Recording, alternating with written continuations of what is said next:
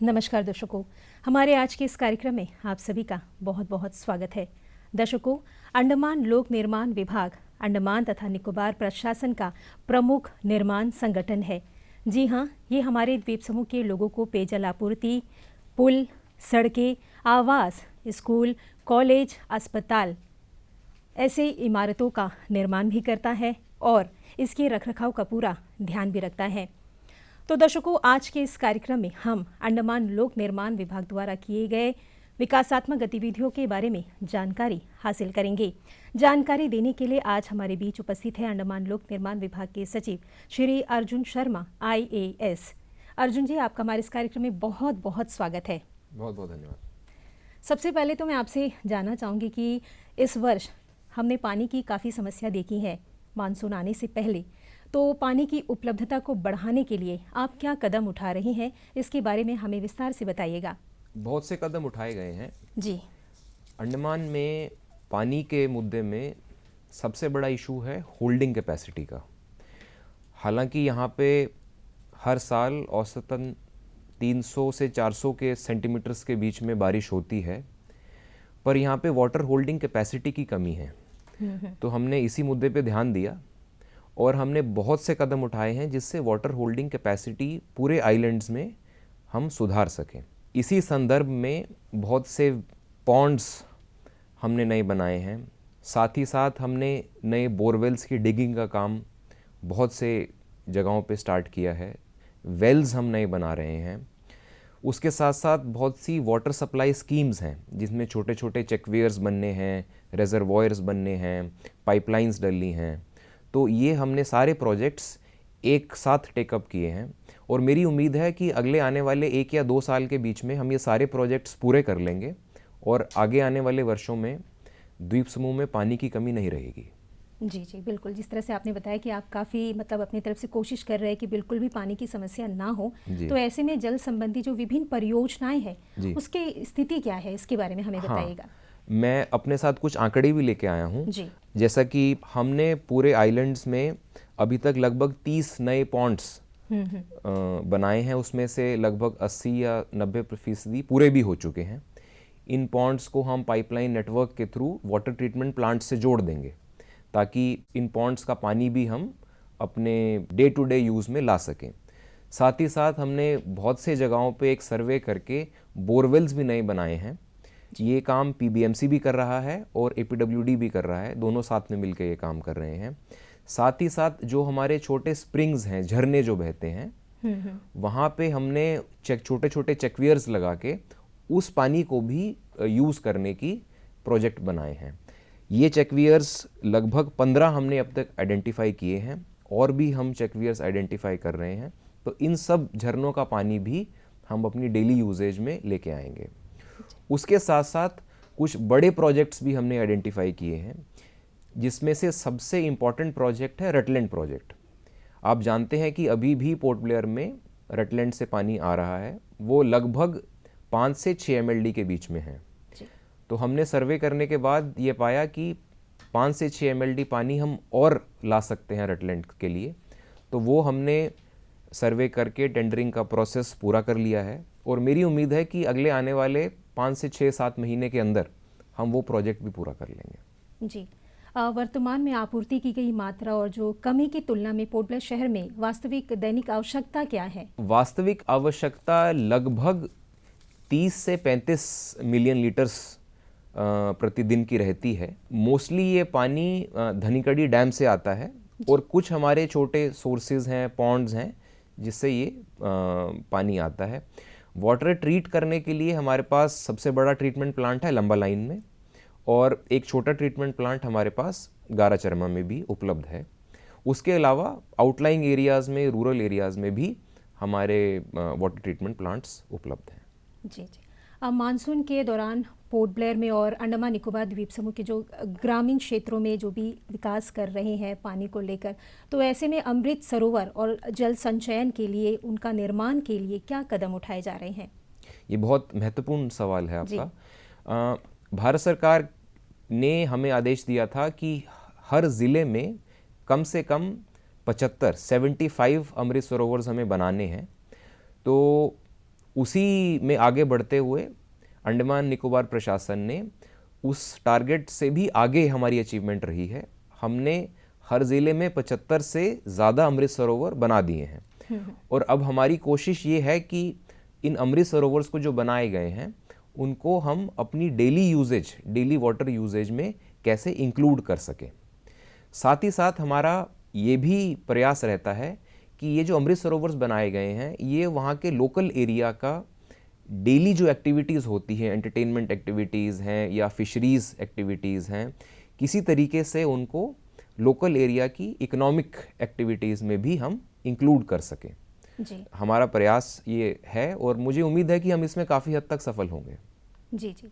अब मैं आपसे कोयला नाला बांध योजना की डीपीआर तैयार करने की स्थिति के बारे में जानना चाहूँगी। कोयला नाला का एक बहुत बड़ा प्रोजेक्ट है जी। वैपकोस नाम से कंसल्टेंसी कंपनी है, उनको दिया गया है। फरारगंज तहसील में ये एक बड़ा झरना है जो बहता है और अनुमान ये लगाया गया है कि इस नाले का अगर पानी हम टैप कर सकें तो फरारगंज एरिया की जो ड्रिंकिंग वाटर की रिक्वायरमेंट है हम उसको काफ़ी हद तक उसको रिजॉल्व एड्रेस कर सकते हैं। तो इस प्रोजेक्ट के लिए एक हमने कंसल्टेंसी हायर करी है, वैपकोस करके एक उसका नाम है कंसल्टेंसी का। वो पूरा उसको स्टडी करके सर्वे करके वो एक हमें डिटेल्ड प्रोजेक्ट रिपोर्ट बना के देंगे। वो project report is at a very advance stage और मेरी उम्मीद है कि बाय एंड ऑफ नवंबर और दिसंबर हमारे पास वो प्रोजेक्ट रिपोर्ट आ जाएगी। उसके बाद हम उसको टेंडरिंग का काम करके अगले 5-6 महीने में तो वो प्रोजेक्ट भी हम पूरा कर लेंगे। जिस तरह से आपने बताया कि फरारगंज तहसील के जो लोग हैं उनको पानी की समस्या से निजात मिल जाएगा, लेकिन अगर जैसे अभी तो बहुत बारिश हो रही है, लेकिन जब बारिश की कमी होगी तब भी इसे आप पूरा करने में सक्षम होंगे? जी, जैसा कि मैंने बताया कि द्वीप समूह में जो मेन इशू है वो है वाटर होल्डिंग कैपेसिटी का। तो ये जो सारे प्रोजेक्ट्स जो हम प्लान कर रहे हैं इनका जो एम है वो यही है कि हम ज़्यादा से ज़्यादा पानी स्टोर कर सकें। तो उसी संदर्भ में ये कोयला नाला प्रोजेक्ट हो या कोरांग नाला प्रोजेक्ट हो या रटलैंड प्रोजेक्ट हो, ये सारे प्रोजेक्ट्स वो हैं कि हम रेन वाटर को अधिक से अधिक कैसे टैप कर सकें। अब मैं आपसे कोरंग नाला बांध की वर्तमान स्थिति के बारे में भी जानना चाहूँगी कि इसकी क्या स्थिति है। कोरंग नाला का भी ये मायाबंदर एरिया में स्थित है, ये बड़ा झरना है ये। तो कोरंग नाला में हमने एक सर्वे करवाया है। सर्वे करवाने के बाद हमने ये पाया कि यहाँ पे काफ़ी पानी उपलब्ध है और उस लोकल एरिया की जो वाटर की रिक्वायरमेंट्स हैं ये काफ़ी हद तक उसको एड्रेस कर सकता है। सिमिलरली एक ये सारे बड़े प्रोजेक्ट्स करने से पहले एक हमें पूरा सर्वे करना होता है, उसकी टेक्निकल रिक्वायरमेंट्स वगैरह सारी चेक करनी होती हैं। उसके लिए एक हमें कंसल्टेंट हायर करना होता है। तो वो कंसल्टेंट भी एक पोजीशन में है कि वो कंसल्टेंसी अपनी रिपोर्ट दे रहा है। तो मुझे उम्मीद है कि वो जैसे ही हमारे पास रिपोर्ट आएगी उससे 5-6 महीने के अंदर हम ये प्रोजेक्ट भी हम इस पे आगे बढ़ेंगे। जी अर्जुन जी, अब मैं आपसे जो डिगलीपुर में खुदीरामपुर बांध परियोजना के कार्यान्वयन में देरी हो रही है, इस देरी होने का क्या कारण है, इसके बारे में जानना चाहूँगी। खुदीरामपुर डैम एक बड़ा प्रोजेक्ट है। ऐसे बड़े प्रोजेक्ट्स में हमें बहुत सी चीज़ें देखनी होती हैं, जैसे कि एक उसमें सॉइल टेस्टिंग की रिक्वायरमेंट होती है और बिकॉज अंडमान निकोबार द्वीप समूह सेंसिटिव सीस्मिक जोन में पड़ता है तो डैम डिज़ाइन को उस सीस्मिक रिक्वायरमेंट्स का भी ध्यान रखना होता है। तो उसमें डैम बनाने से पहले बहुत सी स्टडीज़ करनी होती हैं और भारत सरकार की एक स्पेशलाइज्ड एजेंसी है जिसको सेंट्रल वाटर कमीशन कहा जाता है, उससे डैम का डिज़ाइन अप्रूव करवाना होता है, वो भी अपनी स्टडी करते हैं। तो अभी जो बेसिक स्टडीज़ हैं, सॉइल स्टडीज़ हैं, टोपोग्राफिकल स्टडीज़ हैं, वो हमने पूरी कर ली हैं और सेंट्रल वाटर कमीशन के साथ हमें एक डैम का डिज़ाइन फाइनलाइज करना है। तो मेरी उम्मीद है कि डैम का डिज़ाइन भी हम जल्द ही फाइनलाइज कर लेंगे और ये काम भी आगे बढ़ेगा। बिल्कुल, तो आपको पूरी उम्मीद है कि बहुत जल्द ये हो जाएगा और लोगों को इससे जो सुविधा मिलना है वो जल्द ही मिल जाएगी। जी, इससे दिगलीपुर एरिया के लोगों को पानी की दिक्कत से काफ़ी राहत मिलेगी। जी जी बिल्कुल। अब मैं आपसे जल जीवन मिशन, ये क्या है, ये हमारे दर्शकों को बताइएगा। जल जीवन मिशन एक भारत सरकार की फ्लैगशिप स्कीम है। इसमें बहुत से कार्य करने हैं पानी के क्षेत्र में। सबसे पहला इसमें भारत सरकार का डायरेक्टिव है कि हर घर में एक पानी का कनेक्शन हमें ज़रूर देना है। ये सबसे बड़ा ऑब्जेक्टिव है। साथ ही साथ पानी का कनेक्शन देने के लिए जो बैकएंड पे इंफ्रास्ट्रक्चर है, पाइपलाइंस लगनी हैं, आपके वाटर होल्डिंग स्ट्रक्चर्स बनने हैं, उनकी मेंटेनेंस बननी है, पॉलिसीज़ बननी हैं, तो वो सारे कार्य इस जल जीवन मिशन से जुड़े हुए हैं। इस मिशन में अंडमान निकोबार प्रशासन का बहुत ही अच्छा परफॉर्मेंस रहा है।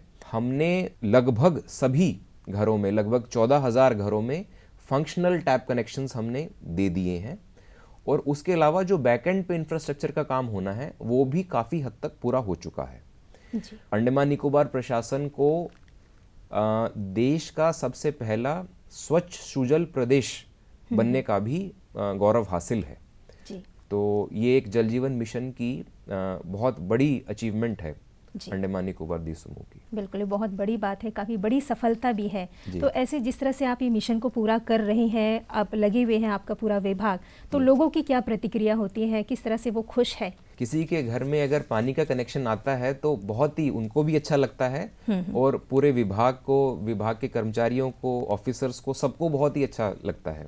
बिकॉज पानी एक हम सभी की रोज़मर्रा की ज़िंदगी की एक बेसिक रिक्वायरमेंट है। तो भारत सरकार की स्कीम को इम्प्लीमेंट करना, लोगों को राहत पहुंचाना और लोगों की दिक्कतों को सॉल्व करना, यही हमारी कमिटमेंट है और यही हमारा प्रयास रहता है कि ये सारी दिक्कतें हम जल्द से जल्द सॉल्व कर सकें जी। अंडमान मरीन ड्राइव प्रोजेक्ट है और जो मीठा खाड़ी ब्रिज के जो निर्माण है उसकी क्या स्थिति है? अंडमान मरीन ड्राइव और मीठा खाड़ी ब्रिज दोनों आपस में जुड़े हुए प्रोजेक्ट्स हैं। ये प्रोजेक्ट्स पहले पीडब्ल्यूडी ने टेकअप किए थे। उसके लिए हमने प्रोजेक्ट रिपोर्ट्स, एक डिटेल प्रोजेक्ट रिपोर्ट है वो भी तैयार कर ली थी। उसके बाद ये बिकॉज काफ़ी एम्बिशियस प्रोजेक्ट है, इसमें बहुत सारी तकनीकी रूप से इनपुट्स भी चाहिए। उसके बाद ये डिसीजन लिया गया कि ये projects NHIDCL, national highways infrastructure development authority, उसको ये प्रोजेक्ट दे दिया जाए, बिकॉज तकनीकी रूप से वो एक ऑर्गेनाइजेशन, भारत सरकार की ऑर्गेनाइजेशन है, वो it is better equipped to deal with this project. तो मुझे बताया गया है कि एक NHIDCL ने एक डिटेल प्रोजेक्ट रिपोर्ट इसकी तैयार कर ली है। उस रिपोर्ट में भारत सरकार में मिनिस्ट्री ऑफ रोड ट्रांसपोर्ट में मंथन चल रहा है, और मेरी उम्मीद है कि ये भी प्रोजेक्ट बहुत जल्दी इम्प्लीमेंटेशन स्टेज में आ जाएगा जी। अर्जुन जी, हमारा अंडमान निकोबार द्वीप समूह बहुत ही प्यारा द्वीप समूह है और काफ़ी छोटा भी है, लेकिन ऐसे में अगर जो गाड़ियों की संख्या की अगर हम बात करें तो ये लगातार दिन ब दिन बढ़ती ही जा रही हैं। तो ऐसे में यातायात के प्रवाह को आसान बनाने के लिए हमने हमेशा चर्चाएं सुनी है कि अगर फ्लाईओवर बन जाए, जैसे बहुत सारे जंक्शंस है, डिलैनीपुर है, डेयरी फार्म जंक्शंस है, इसके ऊपर अगर हम फ्लाईओवर का निर्माण करते हैं तो काफ़ी हद तक हम इससे निजात पा सकते हैं। तो इस पर आप क्या विचार कर रहे हैं? फ्लाईओवर्स बनाने पे प्रशासन में विचार चल रहा है। ये कुछ एक दो जगह पे हमने फ्लाईओवर्स बनाने के लिए सर्वे करवाने का काम भी स्टार्ट करवा दिया है। बट फ्लाईओवर्स बनाना एक, it is not only a technical decision, ये एक प्रशासनिक डिसीजन भी है कि शहर के प्रोफाइल, बिकॉज पोर्ट ब्लेयर एक टूरिज्म लोकेशन भी है और ये बड़ा सेंसिटिव एरिया है, एक एडमिनिस्ट्रेटिव डिसीजन भी हमें एक प्रशासनिक लेवल पे हमें लेना होगा कि हमें फ्लाईओवर्स बनाने हैं कि नहीं बनाने, अगर बनाने हैं तो कौन से एरिया में बनाने हैं, ताकि हमें ट्रैफिक की रिक्वायरमेंट्स जो हैं, जो ट्रैफिक का कंजेशन की प्रॉब्लम है वो भी सॉल्व हो सके, और साथ ही साथ जो हमारे शहर का और अंडमान निकोबार द्वीप समूह का जो बेसिक कैरेक्टर है सर्विसिंग का, टूरिज्म का, उसका भी हम ख्याल कर सकें। मैं यही कहूँगा कि एक सर्वे का काम पूरा हो जाए, फिर अकॉर्डिंगली एक एडमिनिस्ट्रेशन में एक डिसीजन लिया जाएगा। बिल्कुल। अब मैं आपसे, जैसा मिडिल स्टेट ब्रिज का जो निर्माण है वो अब रुक चुका है और ये भी सुनने में आया है कि जो टेंडर है उसे भी रद्द कर दिया गया है, तो ऐसे में जो बचे हुए काम है उसे किस तरह से आप पूरा करने की सोच रहे हैं? हाँ, ये मिडिल स्ट्रेट ब्रिज का काम NHIDCL को दिया गया था, उसमें काफ़ी विलम्ब हुआ। हम काफ़ी रेगुलरली NHIDCL के साथ ये विषय को फॉलो अप कर रहे हैं। NHIDCL ने मुझे बताया गया है कि अब इस प्रोजेक्ट को दोबारा से टेंडरिंग में डाल दिया है, और मेरी उम्मीद है कि जल्दी से एक नया कॉन्ट्रैक्टर इसमें फाइनलाइज हो जाएंगे और इस काम को आगे बढ़ाया जाएगा। बिकॉज नॉर्थ एंड मिडल जो डिस्ट्रिक्ट है हमारा, उसके लिए जो पहुंचने का बहुत इम्पॉर्टेंट ज़रिया है वो एक मिडिल स्ट्रेट का ब्रिज है। तो इस ब्रिज का बनना लोगों के लिए और पूरे प्रशासन के लिए अहमियत है, और ये काफ़ी प्रायोरिटी में हम इसको फॉलो कर रहे हैं। अर्जुन जी, हमारे अभी कुछ दिनों से हमारे द्वीप समूह में लगातार जो है बारिश हो रही है। ऐसे में जो हमारे द्वीप समूह का जो सड़क है वो काफ़ी मतलब उनका हालत बहुत ख़राब हो चुका है, बड़े बड़े गड्ढे भी नज़र आ रहे हैं। और ख़ास तौर से अगर हम बाराटांग से डिगलीपुर जो NH4 की जो सड़कें हैं उसकी भी अगर हम बात करें तो हालत बहुत गंभीर है, काफ़ी गंभीर विषय है। तो इस पर आप किस तरह से काम कर रहे हैं? ये बहुत ही गंभीर विषय है। NH4 की हालत, जैसा कि आपने बताया, बाराटांग से लेकर स्पेशली रंगत तक का जो स्ट्रेच है वो तो काफ़ी बुरी हालत में है। ये काम सब लोग जानते हैं कि NHIDCL को सौंपा गया था। अब इसमें भी काफ़ी विलंब हुआ है, ये भी सब लोग जानते हैं। हम अपने लेवल पर, प्रशासन के लेवल पर NHIDCL को जो सपोर्ट कर सकते हैं वो ज़िला प्रशासन भी और अंडमान निकोबार लोक निर्माण विभाग प्रशासन से पूरा सपोर्ट NHIDCL को दिया गया है। मुझे बताया गया है कि NHIDCL ने कुछ कॉन्ट्रैक्टर के इश्यूज़ की वजह से वो काम नहीं आगे बढ़ पाया, पर अब NHIDCL ने कुछ कदम उठाए हैं और हमें बताया गया है कि ये काम अब जैसे ही बरसात ख़त्म होगी तो इस काम को दोबारा से टेकअप किया जाएगा और मेरी उम्मीद है कि अगले आने वाले 5-6 महीने में पूरा हो जाएगा। बिल्कुल बिल्कुल सामान्य हो जाएगा और लोग खुशी से अपना सफ़र पूरा कर सकेंगे जी। अब मैं आपसे नेशनल हाईवे और स्टेट हाईवेज में क्या फ़र्क है इसके बारे में जानना चाहूँगी। नेशनल हाईवेज वो सड़कें होती हैं जो कि बहुत इम्पॉर्टेंट मानी जाती हैं, जो कि उस एरिया के बड़े शहरों को आपस में कनेक्ट करती हैं। वो बड़ी भी सड़कें होती हैं और उनकी जो सिग्निफिकेंस है फ्रॉम ट्रांसपोर्टेशन इकोनॉमिक पर्सपेक्टिव वो भी बहुत ज़्यादा होती है। तो ऐसी सड़कों को नेशनल हाईवेज कहा जाता है और नेशनल हाईवेज की generally operation, maintenance, construction Bharat सरकार की एजेंसीज के थ्रू होती है, जैसे या NHAI हो, national highways authority of India, या फिर NHIDCL हो। उसके अलावा आपने स्टेट हाईवेज की बात करी। स्टेट हाईवेज वो सड़कें होती हैं जो कि दूसरे शहरों को आपस में कनेक्ट करती हैं और उनकी कंस्ट्रक्शन, मेंटेनेंस का जो काम है वो स्टेट गवर्नमेंट या हमारे संदर्भ में UT एडमिनिस्ट्रेशन करता है। जी जी। उत्तर और मध्य अंडमान ज़िले में PMGSY 2 और SFA के तहत काम की स्थिति क्या है? इस स्थिति के बारे में बताइएगा। मैं PMGSY प्रधानमंत्री ग्राम सड़क योजना को कहते हैं, हम सब लोग जानते हैं। PMGSY में 2 में आपने बात करी जी। 2 में टोटल मिलाकर 48 प्रोजेक्ट थे, जिसमें से 24 प्रोजेक्ट साउथ अंडमान डिस्ट्रिक्ट के थे और 24 प्रोजेक्ट नॉर्थ अंडमान डिस्ट्रिक्ट के हैं। जो नॉर्थ अंडमान डिस्ट्रिक्ट के 24 प्रोजेक्ट हैं वो PWD कर रहा था और वो 24 के 24 प्रोजेक्ट्स हमने टेंडर कर दिया है और उनका टेंडर फाइनलाइज होने ही वाला है। तो मेरी उम्मीद है कि ये काम भी जल्द स्टार्ट हो जाएंगे सारे जी। अब जहाँ तक कि साउथ अंडमान डिस्ट्रिक्ट के 24 प्रोजेक्ट्स का सवाल है, उसमें से 11 के करीब प्रोजेक्ट्स कंप्लीट हो चुके हैं। कुछ प्रोजेक्ट्स लिटिल अंडमान डिस्ट्रिक्ट के थे जो कि टेक्निकल रीजंस की वजह से कंप्लीट नहीं हो पाएंगे, तो हम उनको अभी ड्रॉप कर रहे हैं और आगे उनको दोबारा से टेकअप करेंगे आने वाले टाइम में। जी। निकोबार ज़िले में चल रही प्रमुख परियोजनाएं क्या क्या है, इसके बारे में हम आपसे जानना चाहेंगे। निकोबार ज़िले में अंडमान निकोबार प्रशासन का बहुत ही बड़ा फोकस है। हमारे मुख्य सचिव साहब भी अभी निकोबार ज़िले का दौरा करके आए हैं। उन्होंने एक लिस्ट ऑफ जो वर्क्स है वो हमें दिया है कि ये काम हमें प्रायोरिटी पे करने हैं, जिसमें सबसे ज़रूरी है जो वहाँ की सड़कें हैं उनका मेंटेनेंस, वहाँ पे पानी के जो सारे काम हैं, वाटर होल्डिंग कैपेसिटी, रेजरवॉयर बनाना, पाइपलाइंस के काम, तो उस पर हम फोकस कर रहे हैं। साथ ही साथ जो प्रशासन के एम्प्लॉयज़ हैं जो वहाँ पे पोस्ट होते हैं, ताकि उनके रहने के लिए हम एक मिनिमम बेसिक जो फैसिलिटीज़ हैं उनके लिए जो क्वार्टर्स हैं, वो बेसिक क्वार्टर्स हैं वो हम उपलब्ध करा सकें, तो वो कार्य भी उस पर हमारा फोकस है। जी। APWD में जूनियर इंजीनियर्स और अन्य पदों की भर्ती की स्थिति क्या है? APWD प्रशासन में सबसे पहला डिपार्टमेंट है जिसने यहाँ पे रिक्रूटमेंट एग्जाम्स कंडक्ट करवाए। ये एग्ज़ाम 8 कैटेगरी के अक्रॉस हुए, जिसमें जूनियर इंजीनियर्स, आर्किटेक्चरल्स, असिस्टेंट, सर्वेयर्स वगैरह सब लोग इंक्लूडेड थे। इसकी आप सब लोग जानते होंगे कि एक प्रोविजनल मेरिट लिस्ट डिपार्टमेंट 3 अक्टूबर को पब्लिश कर चुका है। वो प्रोविजनल मेरिट लिस्ट पब्लिश होने के बाद सभी को पता चल गया है कि सेलेक्ट कौन हुआ है और वेटिंग लिस्ट में कौन है। उसके बाद एक प्रोसेस होता है डॉक्यूमेंट वेरिफिकेशन का। वो डॉक्यूमेंट वेरिफिकेशन के लिए हमने सभी कैंडिडेट्स को 2 हफ्ते का टाइम दिया है और 16 से 21 तारीख के बीच में हमारा डॉक्यूमेंट वेरिफिकेशन का जो प्रोसेस है वो APWD के दफ्तर में पूरा किया जाएगा। उसके बाद हम आगे बढ़ेंगे और सिलेक्टेड कैंडिडेट्स को ऑफर ऑफ अपॉइंटमेंट्स देके हम डिपार्टमेंट में नियुक्त करेंगे। जी जी बिल्कुल। अर्जुन जी, जैसे अंडमान लोक निर्माण विभाग हर क्षेत्र में कामयाबी हासिल करते आ रहा है, सफलता की ओर बढ़ते ही जा रहा है, ऐसे में अगर हम पिछले 5 वर्षों की उपलब्धियों के बारे में बात करें तो वो आप बताइएगा कि कौन कौन सी उपलब्धियां आपने हासिल की हैं? बहुत उपलब्धियां हैं, बताने के लिए तो समय कम पड़ जाएगा, पर कुछ चीज़ों पे मैं फोकस करना चाहूँगा।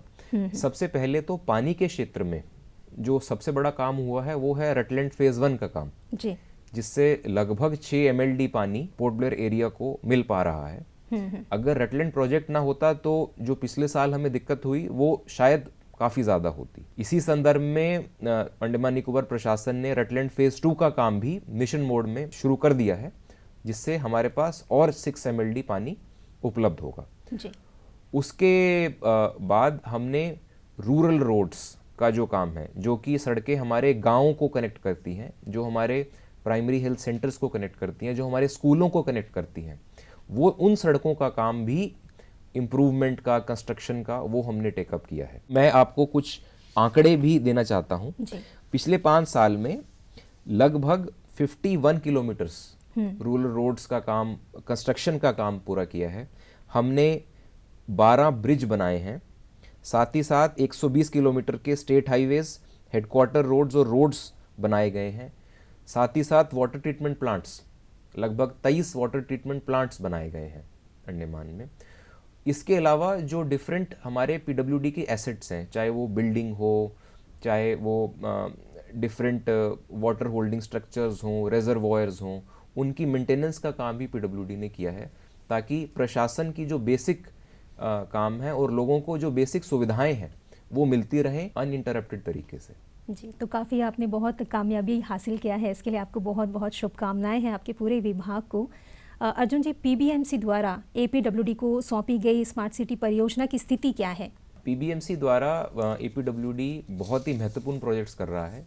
उसमें से एक बड़ा प्रोजेक्ट है फ्लैग पॉइंट से लेकर कॉर्बिन्स कोव का जो हमारा स्ट्रेच है, उस पर सड़क का इम्प्रूवमेंट और सड़क का वाइडनिंग का जो काम है।